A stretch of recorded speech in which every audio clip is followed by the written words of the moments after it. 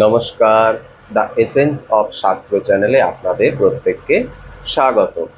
আজকের আমি যে বিষয়টি নিয়ে আলোচনা করব সেই বিষয়টি হচ্ছে পারিবারিক জীবনে অশান্তি দূর করার কিছু উপায় বা স্বামী স্ত্রীর মধ্যে যে অশান্তি হয় সেই অশান্তি বন্ধ করবার কিছু উপায় আজকে আমি বলবো। দেখুন, একটি পরিবার গড়ে ওঠে অনেক আশা ভরসা চাওয়া পাওয়া নিয়ে, কিন্তু অনেক ক্ষেত্রেই দেখা গিয়েছে যে সামান্য একটা বিষয় এবং সেই বিষয় থেকে মনোমালিন্য বা ঝগড়া এমন একটা জায়গায় গিয়ে পৌঁছয় যার ফলে একটি পরিবার ধ্বংসের মুখে গিয়ে দাঁড়ায়। এই ঝগড়াটা যে দুটো মানুষের জীবনকে ধ্বংস করে তা কিন্তু একেবারেই নয়।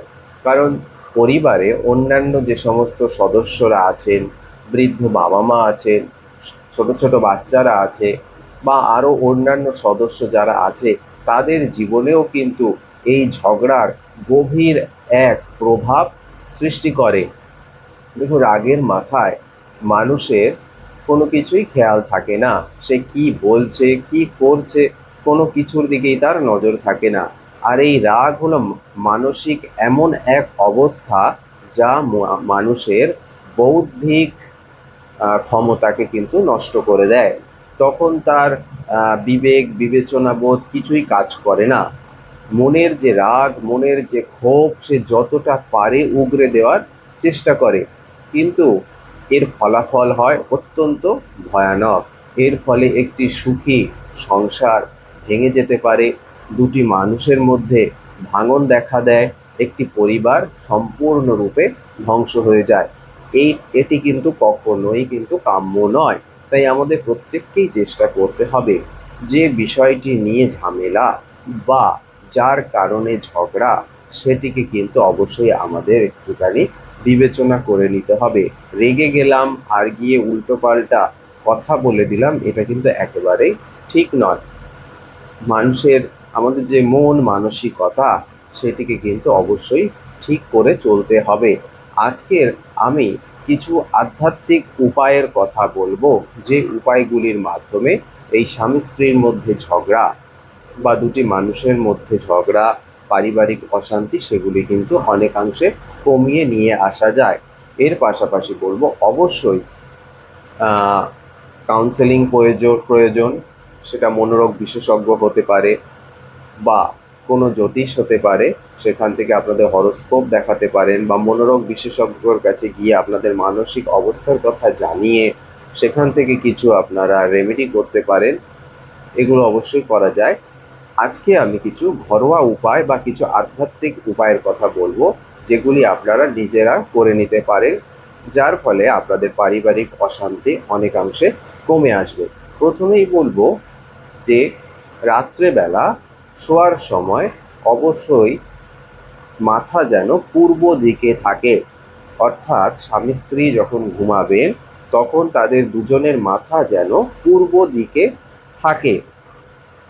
আরেকটা বিষয় ইদানিং ভীষণ দেখা যাচ্ছে, সেটা হলো ঘুমোতে যাওয়ার আগে বিভিন্ন রকম সিনেমা দেখা, ফোনের মধ্যে বিভিন্ন রকম সিনেমা দেখা, এবং যে সিনেমাগুলো দেখা হয় সেগুলি কিন্তু অনেকটা থ্রিলার টাইপের সিনেমা। এগুলো কিন্তু একেবারেই দেখবেন না। ভৌতিক সিনেমা, খুনোখুনির সিনেমা, মার্ডারের সিনেমা, এই যে জিনিস, যে ধরনের সিনেমাগুলো এখন হচ্ছে, এই সিনেমাগুলো কিন্তু ঘুমাবার সময় একেবারেই দেখবেন না। এই সিনেমাগুলো মানুষের মনের মধ্যে গভীর প্রভাব সৃষ্টি করে। বিশেষ করে ঘুমাবার সময় একেবারেই এই সিনেমাগুলো কিন্তু দেখবেন না। তার জায়গায় কোনো ভালো গল্পের বই পড়ুন, বিভিন্ন লেখকের উপন্যাস আছে, সেগুলি পড়ুন।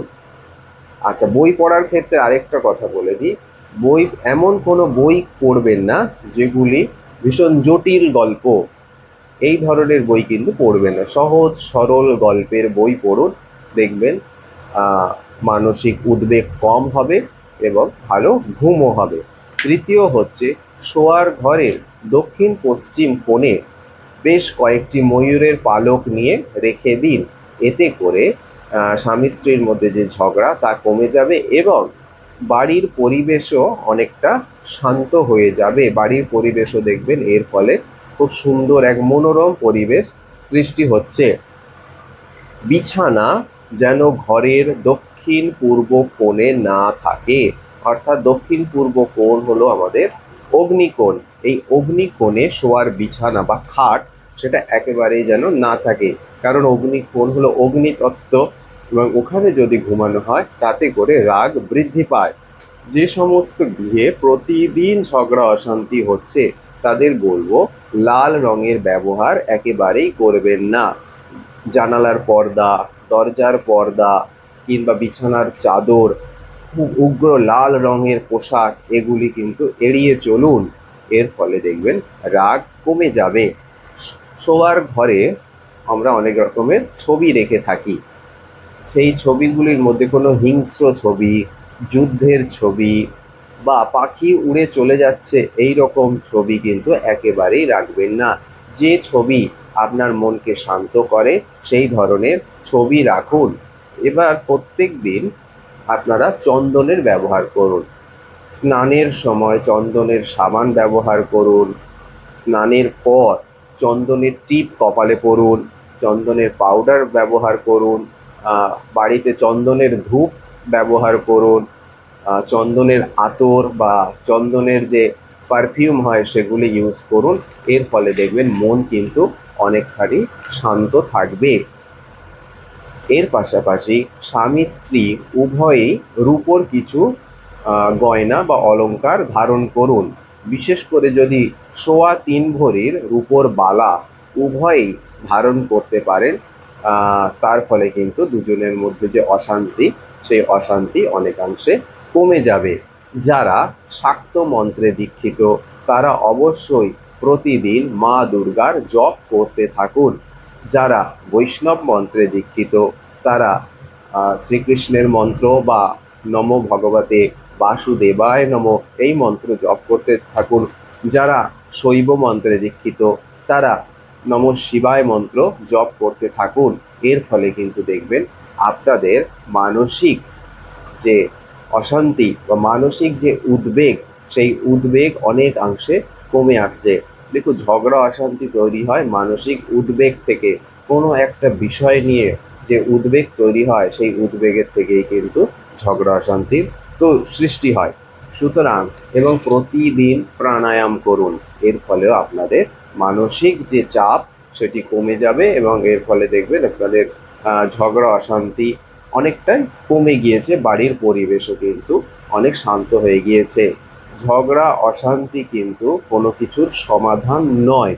সুতরাং এই ঝগড়া অশান্তি করে হয়তো সাময়িক কিছু সমস্যার সমাধান হতে পারে, তা কিন্তু কখনোই দীর্ঘস্থায়ী হবে না। কারণ এর ফলে যে ক্ষতের সৃষ্টি হয় সেই ক্ষত কিন্তু কোনোদিনও পূরণ হয় না। এই ক্ষত যে দুটো মানুষের মধ্যে তৈরি হয় তা কিন্তু একেবারেই নয়। এর পাশাপাশি বাড়ির অন্যান্য সদস্যদের মধ্যেও কিন্তু একটা মানসিক চাপ দেখা যায়। তাই কখনোই অশান্তি ঝগড়া না করাই ভালো। আজকের এই পর্যন্তই। ভিডিওটি যদি ভালো লাগে অবশ্যই ভিডিওটিকে লাইক করবেন, শেয়ার করবেন এবং চ্যানেলটিকে সাবস্ক্রাইব করবেন। নমস্কার।